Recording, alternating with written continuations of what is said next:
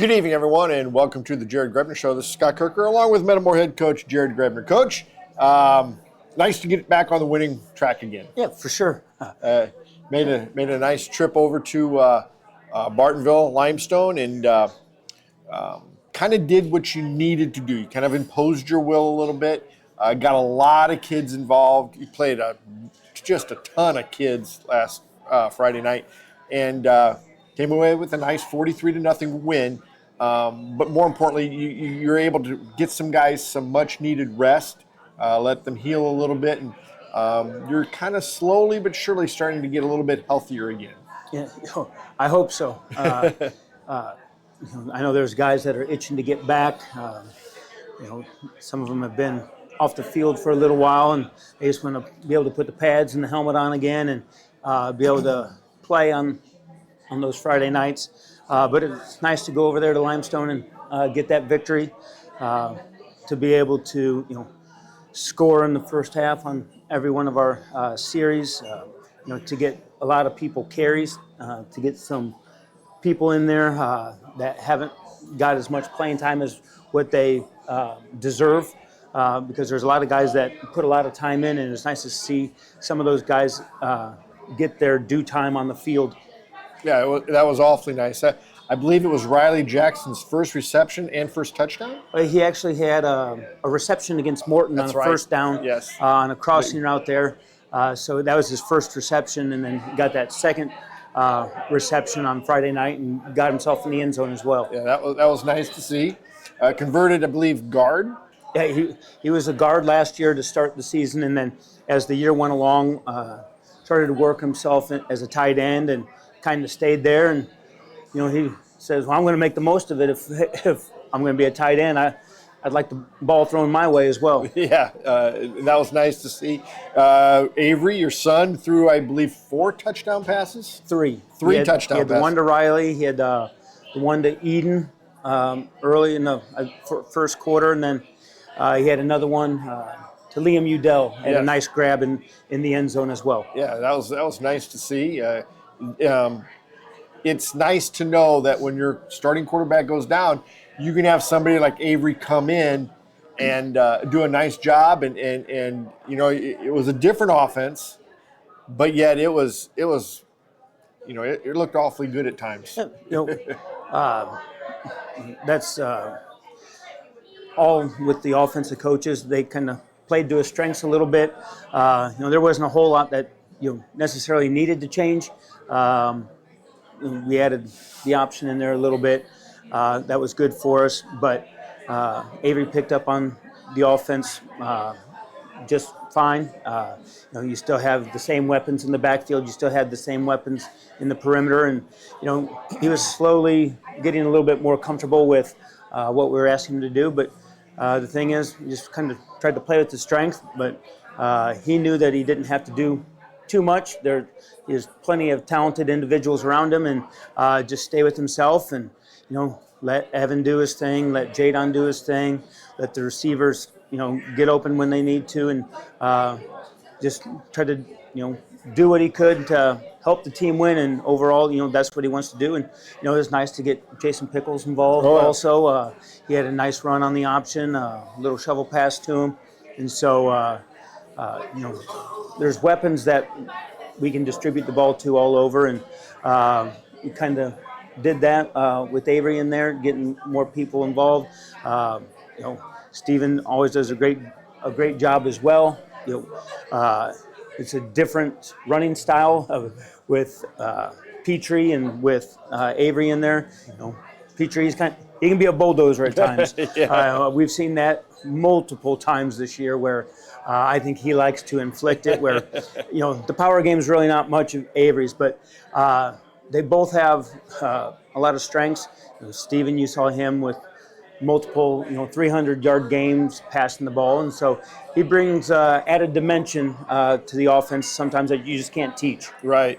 It wasn't like Avery had never played quarterback. He was the freshman quarterback, played a little bit as a sophomore, but he played varsity as a sophomore too, so he didn't get a lot of snaps, but that position's not something that's foreign to him. He's had some experience back there. Correct. And like I said, he's played it a little bit before, but he's pretty knowledgeable with just the game of football in itself. And, Coach Talinsky did a good job putting him in a position to be as successful as he can be in order to help the team win and be as successful within the scope of the team. Sure. The other thing, too, I thought, look, you guys did a nice job. Your defense played well. Yeah, you've had to kind of mix and match a little bit. You've had some injuries. You held some guys out to get healthier for the stretch run. And so you kind of relied on some other guys. And some of those guys got hurt, though, too. But you mixed and matched. And your kids still pitched a shutout. And they played well. It's kind of hard to believe, but that was our first shutout since 2018. There's been some lopsided scores in there where we might have given up a touchdown, in the last minute or 2 minutes of the game or something like that. But it's nice to finally get that goose egg up there. The kids took a lot of pride in that to finally get that shutout on the board. Because everybody's got to be in the right spot and work together as one unit. Because if you get one guy out of place, sometimes that can create a seam. And so we rotated guys in there. Sometimes just dependent upon situations. And so it was nice to keep those guys fresh while also gaining some more experience for some of the players as well. Yeah, you got Sam Ballesterios back as a defensive end. Barbarinas. Barbarinas, gosh. My bad. It's not like I haven't been saying his name either. Well, last week I couldn't think of Landon Cowper. I wanted to say Adam Cowper, his brother, and so I drew a blank there too. Yeah. So you got him back, and he's a long, lanky athlete that is, he just seems to be wherever the ball is. Yeah, he's got some levers and he's got some good instincts, and so he was able to create a nice strip sack for a recovery, and then one play later, I think that's when Riley got his touchdown there. Owen Cleland got on defense there, and he was able to recover that fumble.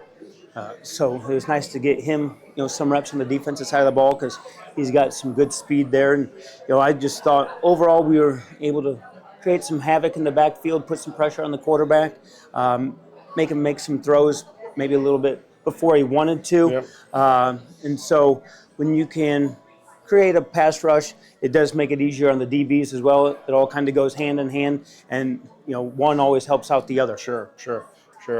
And we've talked about it, most of the season, but and Limestone was a little down, but I still thought your linemen made strides. They got to the places they needed to get to, and they were very physical. They were the more physical team and more physical group on the field, and you're starting to see them really mature. Each week there's just a little bit better, a little bit better, a little bit better. And it's really nice to see. Yep, they've been doing a really good job. It's kind of how the whole team's been really. You can start to see our team get better and better.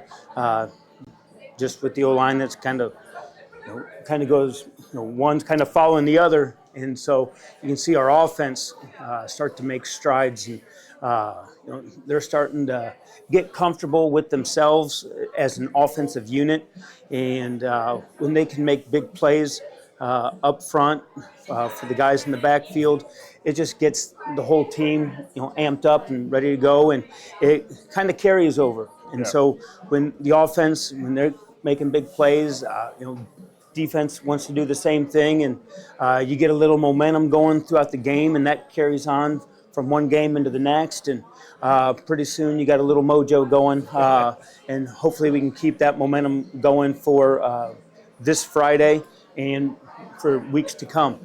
We haven't talked a lot this week about your receivers, and I believe you get Mark Fredericks back this week also, and Eden Cote's been very good, and you've had a number of receivers. Now, you took one away, your son, he is one of the main receivers, made him a quarterback. But, you're starting to see some of these guys.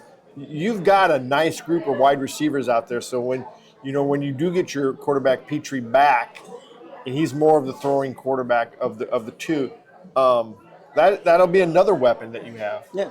And so Mark and Eden, they've done a really good job on the outside, along with Liam Udell. And sometimes it's not even when they catch the ball. Like I remember Liam, I believe it was on the option to Pickles. Man, he did a tremendous job blocking on the perimeter, which isn't always easy to do. No. You're out there in space, and sometimes you have to do it for a long time because you're waiting for that to develop. And not hold. Yep, and so he locked on and had a really good block. And so sometimes they're the unsung heroes. They're blocking, but they kind of also get rewarded when the ball gets put in their hands as well. So that's kind of their thanks for everything on the perimeter. But yeah, those guys, they do a great job. Coach Simmons does a wonderful job coaching those guys out there. And when you can have those weapons out there outside, you can sometimes take the pressure off maybe some of our backs a little bit because we can spread the field maybe a little bit more. But as we go along and as we continue to evolve and get comfortable, hopefully it causes the defense to guard us sideline to sideline because there's some athletes in the box, there's some athletes outside of the box, and we just have to continue to work hard and get better every single day in order to utilize all our weapons and in order to put our best foot forward every Friday night. I think you just mentioned another one of the players that, we've seen him at the sophomore level, and we've seen him at the varsity level, but Jason Pickles, he presents a lot of presents a skill set. You can use him in a lot of different ways. You used him as a defensive back. You used him as a slot receiver, and he went in motion. I believe I believe it was actually a pass, wasn't it? He got a little, but got some speed and is not afraid to stick his head in there a little bit. And that's another weapon that you maybe didn't think about, but man, he's been pretty productive for you. We've been able to see what Jason's been able to do. Since June, he has good hands, he has speed, he has good instincts, and one thing that kind of surprised us was he's not afraid to mix it up and be physical. I think everybody saw that week 0 versus Chatham when he came over with us, and I can't remember now if it was a pass or if it was like a sweep his way, but he came up and he laid the wood there over there on their sideline that week 0 game, and so he's growing with confidence, understanding his role. I think all of us as coaches are understanding what he feels comfortable with and what his abilities enable us to do, and so he's a guy that we're excited to see what happens, not just this year and on into the future for the offensive side of the ball and the defensive side of the ball. For sure. I like the way how your team is getting better and better. They haven't peaked yet. You know that as soon as you start getting some of your players back, and it'll either be this week or probably next week, is when you'll get the bulk of the guys who can come back will come back. And it's going to be interesting. You've had to kind of mix and match. You guys have done a wonderful job of putting guys in positions to be successful. And sometimes that's not the easiest thing to do, especially when it's kind of, you got a lot of guys hurt in this position. Now you got to move somebody over to play that. But they've all done a really good job of filling in when they've had to. Yeah, and that's just a tribute to our kids, and their willingness to be coached, their willingness to learn. They'll do anything that's asked for them, that's asked of them, because they just want the team to succeed and the team to be successful. And so there's always going to be moving parts for any football team, whether you got to move somebody to an end or an end to a linebacker, or maybe alignment to tight end. Alignment to tight end. I mean, we've done that quite a bit. We just talked about that with Riley Jackson. And so there's always moving parts throughout the high school football season. And so our kids being so unselfish the way they are, it makes it really easy. They all understand. They've been doing this for a long time now, not just in June, but they've had experience at some of those positions last year, and they also understand that, hey, if we're able to get so and so back at a certain position, then it's just a real easy transition back to my old position, right. and it just gave us a lot more depth as well. We know that we have the ability and the flexibility to move back and forth, whether something happens in the game or whether something happens in the future, long term. We always, of course, hope that's never the case, but we know that we're creating depth at the same time. Yeah, it's not something you want to have to do, but when you have to do it, it's nice to know that you can. Yes. Why don't we take a time out here? When we come back, we'll name our player of the game, and we'll talk about your upcoming game against East Peoria, and we'll talk a little bit about the playoffs. Okay. Central Illinois, you asked for it and we listened. Germantown Grill is growing to meet customer demand, adding more dining space and a private gaming area featuring games powered by Gold Rush, the gold standard in video gaming. And Germantown Grill still has all the food and spirits that keep our customers coming back. Stop by to check out our daily specials. The game's on at Germantown Grill, where Central Illinois loves to eat. Open 7 days a week, just off Route 116. Welcome back to the Grebner Show. Again, once before we get started on the player of the game, I want to thank Jake and Sarah Atkins for allowing us to do the game from here at the grill. It's always nice, and they're always very nice to us. So Yes. I want to thank them for letting us be here tonight. Yeah, for sure. Always a great place to be. Yep. You probably didn't think that the guy we've decided to make the player of the game was going to be the player of the game. Backup sophomore running back Keon Allen. He had a whale of a football game for you on Friday night. Yeah, you never know what's going to happen, when your number's going to be called, or when. So we were fortunate enough that he's able to step up when some of the other guys couldn't go. Jadon went out a little bit early, and we just kept him out for preventative measures. Then we took Evan out, and so he picked up the bulk of the rushing load, and he takes that role very seriously. He knows he's behind some very talented backs. He knows he's only a sophomore as well. Sometimes, in the Metamora football program, sometimes it's about waiting your turn a little bit. But the thing that probably has helped Keon the most is the looks he gives us as a scout team running back during practice. He takes tremendous pride in that. He goes against our first team defense. But, it seems like, every Wednesday there he is. He's trying to bust a long one on them and stuff, and run the other team's plays, whether it's our plays, whether it's the other team's plays. He knows it's going to make him better. And you can kind of see all that hard work come to fruition on Friday night, because he was able to tote the rock. He was able to get in the end zone there in the third quarter to put us up, I believe, 43 nothing. And so he carried the ball, I think, 20 sometimes. I think he had 17 for 114. Or was it 17? For 114. For 114. I mean, I knew he was right up there. That might be the most carries in a game we've had this entire year for one running back. With splitting between Petrie, Jadon, Evan, or if it was Avery. I think like the Pekin game, I think it was 15, 15, and 16. Yeah. And so, that might be so.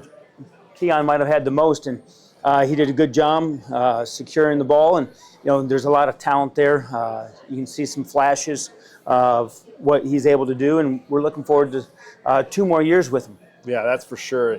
I had a great game Monday night too. Yeah, and he takes, like I said, he takes those roles seriously. He knows that all that practice goes into Friday nights or Monday nights or whatever night it may be, and he has a knack for finding the hole and putting a nice little move on here and there. And so, we're pleased with how far he's come. And like I said, we're looking forward for more.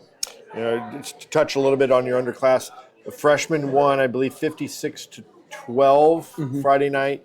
And then Monday night, your sophomores won 18-14. Real good ball game. Correct. Had to come back to win, but it was against a Richwoods team, pretty gamey Richwoods team. But it's 2 wins, 2 nice wins for both of those clubs. Yeah, it's always nice, when you can get the sweep on the weekend, You know, when you can go 3-0, you know, that's always a goal for the program. And you know, the freshmen, you know, they got a lot of people involved. So they threw the ball really well. And so those guys, to see them keep making strides themselves was always really nice to see. And then to get a big win at the JV level also. You know, it wasn't always the prettiest, you know, but those guys made the plays when they needed to. Right. I thought the defense played really well. The sophomore defense. Yep, the sophomore defense. Thank you. I thought they played well. You know, we gave up the one on the strip sack, and then they gave up only one other touchdown outside of that. And so I thought they did a really good job, and they just continued to hang in there. Yep. And then at the end, you know, the offense made plays when they needed to, and were able to score with, you know, under a minute left. And then defense held on for a win. And, you know, Saul Swanson had a big hit there right at midfield. And then Jason Pickles sealed the deal with an interception. Yep. Yeah, that was a nice win for those guys. Came back to win. Didn't play their best, but you know, if you can make plays at the end, and they did. They sucked it up. They made a play. They didn't, you know, they refused to lose, and it's not style points. It's about getting wins. It's about playing well. The thing is, sometimes you got to, you know, see what you're made of, you know, when the chips are down. And I thought Christian Nelson threw some really nice balls. You know, couple really nice balls. The first touchdown to Briggs Busey, right there on the slant, and then another fade later on. Same thing, right to Briggs Busey, and that one, I can't remember if that put us up. No, we were still down. We're still down. That was 14-12. 14-12, and then he had another one where he got the fade to Pickles down. It was the wheel down the sideline that set us up for the go-ahead score. Yeah, and so from the 5, there was some well-placed balls that helped us get where we needed to be and put us in a position to win. And, you know, those guys work just as hard as anybody in the program, and to see them succeed and thrive when, you know, when the game's on the line, it's nice to see that they all responded on the offensive side of the ball and the defensive side of the ball in order to secure the win. I thought Nelson also ran the ball really well. Yeah, he had a couple nice runs on the sprint outs and stuff like that, where he's able to break, contain, and pick up some key first downs. Yeah, I thought those were huge. He had some nice runs. But yeah, you know, you had some kids that had to step up because you've got some injuries down there too. You've got injuries at all 3 levels right now. But and it's kind of a trickle down effect, because sometimes, you know, when you get some injuries at the varsity level, well, then you're stealing from the JV, and all of a sudden they don't necessarily have their same guys, and so they're moving pieces around, and it's kind of a learning experience for everybody. And, you know, it's only going to help us down the long run. We talked about depth, but one thing that the kids, it forces them to do is kind of understand the whole scheme. You know what I'm saying? Like, they just can't isolate and have blinders on and just worry about my position. Where, like, all of a sudden it's like, oh, okay, you know, now I see why I got to fit here because they're doing this up front. And it's just, it makes them think about all of the X's and O's as an entire team, as instead of just being my position and that's it. Now we want them to all excel at their position, because if everybody succeeds at their position, the team is also. But you know, they're starting to pick it up as an entire unit and understanding where all the pieces to the puzzle go.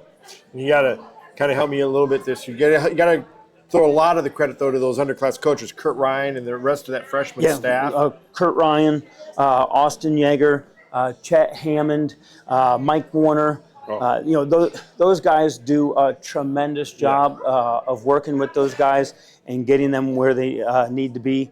And then, you know, same thing at the JV level. You know, it's mainly it's all of our varsity coaches, and that works with them also. We kind of just split offense and defense, but Steve Kieswetter, you know, Ryan Otto calls the offense for them, and Steve Kieswetter, you know, he's the head coach of that team, and he always has them ready to go and ready to play, and that can be tough because you don't know who you're going to have. Yeah, you know, sometimes, you know, we might say, all right, somebody's restricted to only the first half, or sometimes it's like, all right, hey, the game plan's changed because hey, we have this injury from Friday night, and we're gonna all of a sudden borrow from you guys for a little while, and their ability to adapt to that has been tremendous.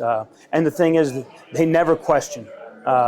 They realize kind of where the priority is. We want everybody to develop as a team at every single level, but unfortunately, varsity is the only squad that has the playoffs and stuff like that. They're the one that counts. So everybody knows where the priority is as far as the playoffs are concerned. But we always want to do what's best for all the individuals and all the teams. Now, like we said, sometimes you might have to rob Peter to pay Paul. You're going to have to. And everybody understands that. And everybody just continues on. And those guys at the freshman level, those guys at the JV level, coaches, players, it doesn't matter. Nobody skips a beat. Yeah, that's one of the nice things. Moving on a little bit here, you have an interesting game coming up this Friday against a much improved East Peoria squad. They're big up front. Everybody's big up front anymore. Yeah. But they're big up front. They've got a pretty nice running game. They got waxed pretty good last week against Morton. But like you said before we came on the air tonight, they were able to move the ball until the wheels fell off. They took the ball down, scored, and tied it up immediately. It's 7-7. Yeah, and then they were able to move the ball again, but then here and there they would have a turnover or they'd have an interception. And so they had some untimely events that kind of caused the lopsided score. And Morton was able to capitalize and they on were, every one of them. with special teams and stuff like that and hold them defensively. And so, but East Peoria, they're capable of getting some explosive plays. They have a good run game. They're not afraid to throw it all over the field. They have some good perimeter players. They can throw a good deep ball. And Coach Durl has done a really good job with them in a short period of time. And, you can see that by the progress that they've made throughout this season, just from last season also. But those guys keep making strides, and they're going to come in hungry. Bottom line is they're trying to make the playoffs. They have 4 wins. Right now they're sitting at 4-3. They need one more. And this last 3 weeks have been the playoffs for them. It really has been. And so, we're the next ones on their schedule. And so they're going to come in hungry. They want that 5th win. That's a big deal to get in the playoffs. And they're taking steps in the right direction. Last year they were able to put some points up on us there in the second half. And so, like I said, they're going to be ready to go. We're going to have to match their intensity because they're looking for that magical 5th win to get in. But we want to get that 6th win to get that clinching 6th win where they can't take it away from you no matter what your points are or anything like that. Because you want to play off home game. Yeah, and so everybody's playing for something. Yes. Sometimes in week 1 and week 2, you're still playing for something, but you just can't see the end of the road. No, but now a couple months down the road. But now all of a sudden it's week 8, and you got the playoff prognosticators out there, and the IHSA starts putting their playoff outlook out, and so people start to look where you fall, who could be in, and so it's right there, and so it's getting closer and closer. We got a week and a half of the season left, and we got 2 regular season games, and everybody wants to make the most of it, and so we have something to play for. East Peoria has something to play for. It's our last regular season home game on Malone Field.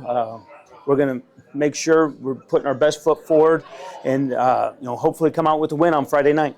Yeah, and speaking of the playoffs, when you go in and you look and you see the playoff outlook, now they list, I think, every team in the state. Mm-hmm. I mean, there's some 0-7 teams still listed on there. So it's a little bit deceiving, but right now, I believe you're the 9th smallest team in 5A. Yeah. We're still kind of I guess you could say, a bubble team. Yeah. Now, last week we were in 4A.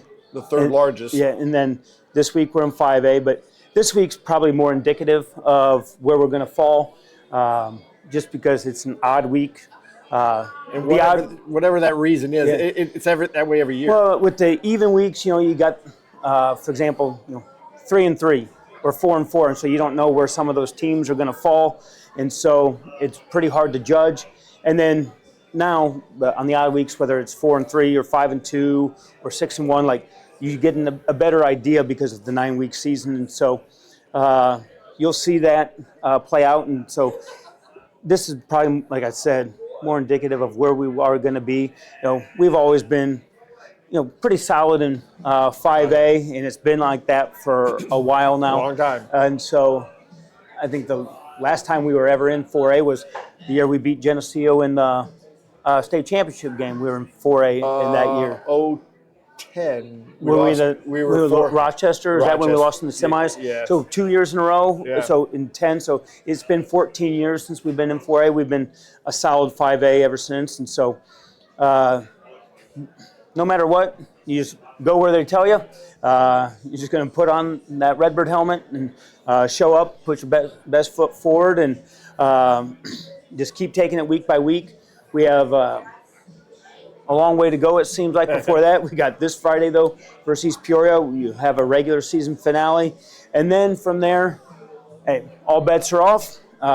Let the chips fall. Let's see what happens, and we'll be ready to go. But we're just looking forward to this weekend, this Friday, and taking another step towards the ultimate goal. Coach, good luck Friday. Bring home a W. Thank you. And we'll see you Friday at Malone. It's always nice to play at home. It is. It's always nice to be home. That'll do it for the Grebner Show this week. We'll see you Friday night at Malone Field.